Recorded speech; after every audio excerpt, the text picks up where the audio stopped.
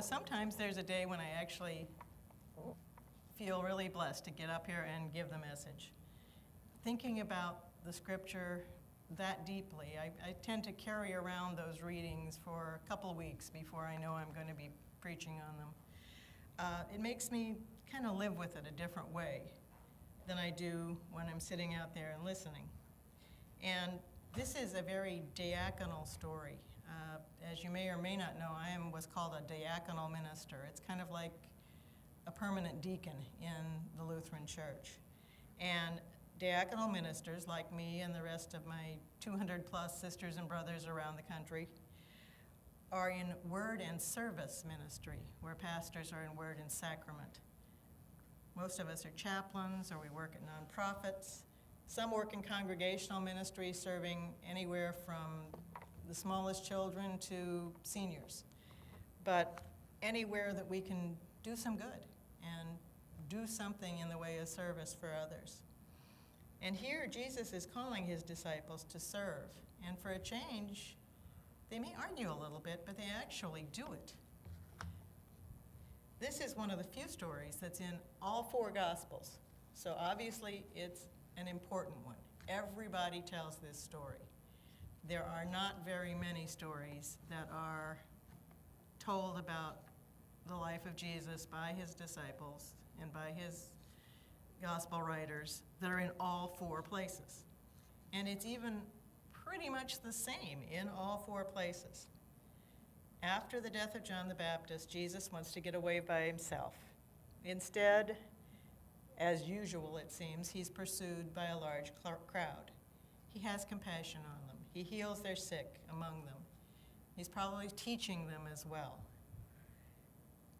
Now they're out in the middle of nowhere, and it's getting late. And the disciples are worrying. They're talking to each other. I can see it.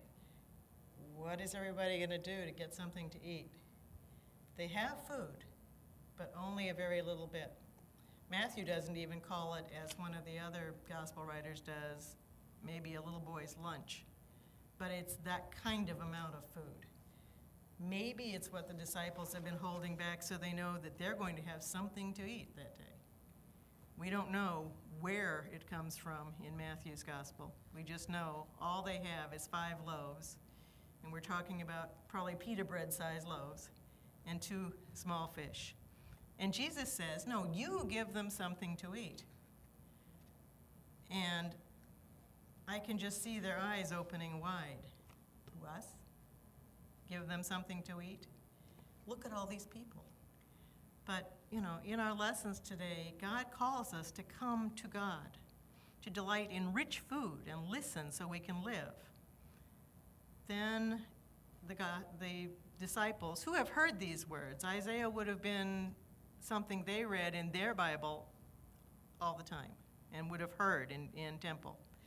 So Jesus comes to them and says, okay, this problem you're bringing to me, let's turn it around, and you're going to be the one to give them something to eat. Who, us? Do it?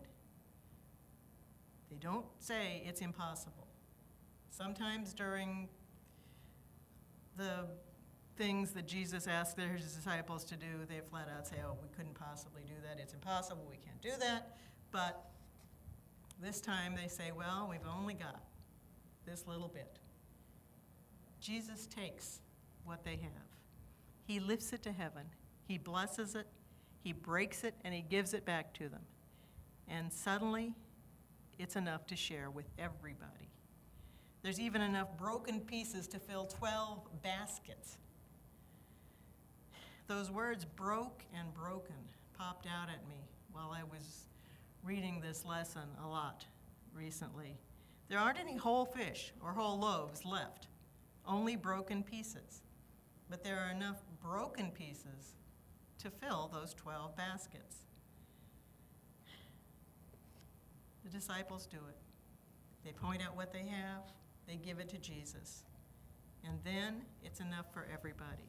Blessed, broken, shared, with a lot left over. He's still telling us that. It's going to be enough. But we're still stressing over the little handful of stuff that we're bringing to him. Well, I only have 5 loaves of bread and 2 fish. I only have 2 hands. I can only do so much. But sometimes when we are moved to bring that little bit to Jesus, we are the ones blessed and broken, and there is enough for everyone. I know I've told part of this story before, but that you give them something to eat made me think of this one again, because over 30 years ago, a middle-aged lady in Ventura named Jewel Petty was listening to the lessons in her church, and she heard one of them in a new way. She heard Leviticus 23:22. When you reap the harvest of your lands, you shall reap to the very edge. You shall not reap to the very edges of your field, or gather the gleanings of your harvest.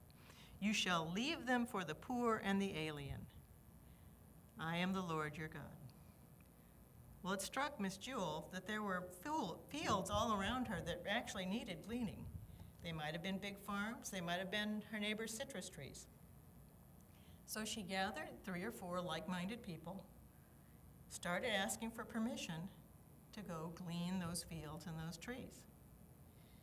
They stored what they gathered in Jewel's 1-car garage. They gave it to people who needed food. Well, it didn't take long to outgrow Jewel's garage, and their operation grew from gleaning a few fields to gathering food from grocers and bakers and restaurants, in addition to huge farm fields. Jewel and 3 or 4 like-minded friends grew over 50 volunteers in the first couple years they were doing this. They called their organization Food Share. When Miss Jewel retired in 2008, at the age of 83, and she is still with us, living with a daughter in Arizona, there was a paid staff of about 12 people, hundreds of volunteers, and they work out of a huge warehouse in Oxnard, if you've ever been there. 6 years later, it's still going strong. Food Share feeds about 73,000 people a month, from toddlers to seniors. Blessed, broken, shared. Different people at New Hope hear God's call to give someone something to eat every day. I mean, there's the things that everybody here might know about, like the community meal that we serve once a month. We do that winter and summer. There's the manna box out there in the hall that gets filled very frequently. You'll see in your announcements what the manna things for the month are, and we bring them. People get fed and helped. But there are others that you might not know as much about. Do you know there's a group of women that make lunches for Lutheran Social Services every week? So their homeless clients have something to eat that day, for sure, before that community meal at 6 o'clock. Otherwise, a lot of these men and women who come there for help, especially during the 9 months a year that we don't have winter shelter, might not get anything else to eat that day. Our people, Mondays and Fridays, make 15 or 20 lunches so that the folks that come in there for their appointments to find work, to find housing, to make their life a little better, have something to eat. And if your family has a medical crisis or a death in the family or something like that, and you call the church, it's likely that someone will call you and come to your door with food and feed you. Those are just some of the ways that we're talking about where real food is involved. There are dozens of more ways that people are fed in some way, physically or spiritually, or shown God's love by parts of New Hope. Again, those nearly empty hands. We only have 5 loaves and 2 fish. I only have a little time and a little money.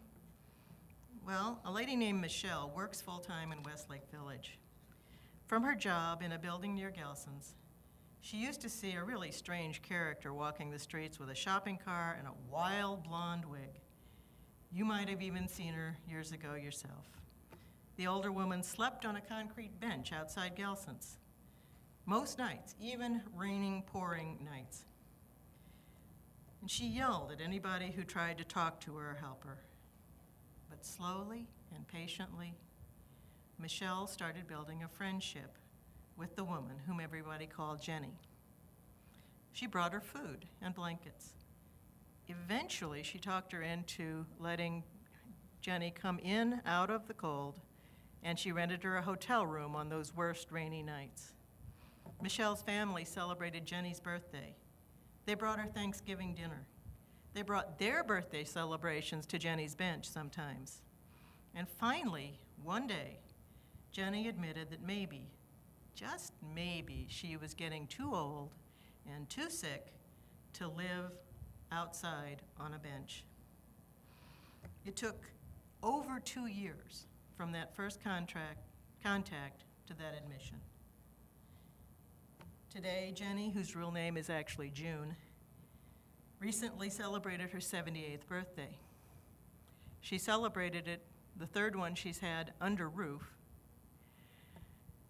in a board and care home in the valley, where Michelle found her a place that would take her modest income, she had a little Social Security, and house her in her own room with her own things, safe and warm and dry every day. She visits her frequently to make sure that she's got everything she needs and she's well taken care of. Blessed, broken, shared. You know, every day, somebody here finds a way to step out in faith, bring what they have to Jesus to be blessed and shared in so many ways. We just sent off 11 people to go to San Diego, pick up 2 others, and work in Mexico for nearly a week. You know, those kids could be at home enjoying video games, air conditioning, their friends, their smartphones, all that stuff that the last couple weeks of vacation are going to bring them. But instead, they've decided to go out and make a difference in someone else's life. If you're a Thrivent member, there's a new program that I'm really excited about to show what we can do with just a little help. It's called Thrivent Action Teams. It's only about a month old nationwide. Any eligible Thrivent member can apply to lead an action team for a service project and an educational event, something like that. Thrivent will mail you a spiffy action team t-shirts, I think they're green, and a prepaid card worth $250 to use for their project. This is in addition to those Thrivent Choice dollars. If you just want to give money to something, you can do that. But if you want to go out and do something to make a difference, this is your program. You know, because I am so excited about it, I've already applied for my first one and been approved. And adding school supplies for many mansions is what I'm going to do with my card.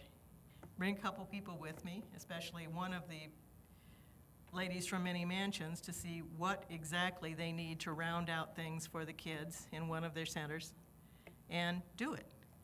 You know, we can feed people in a dozen different ways just with a little effort on our part.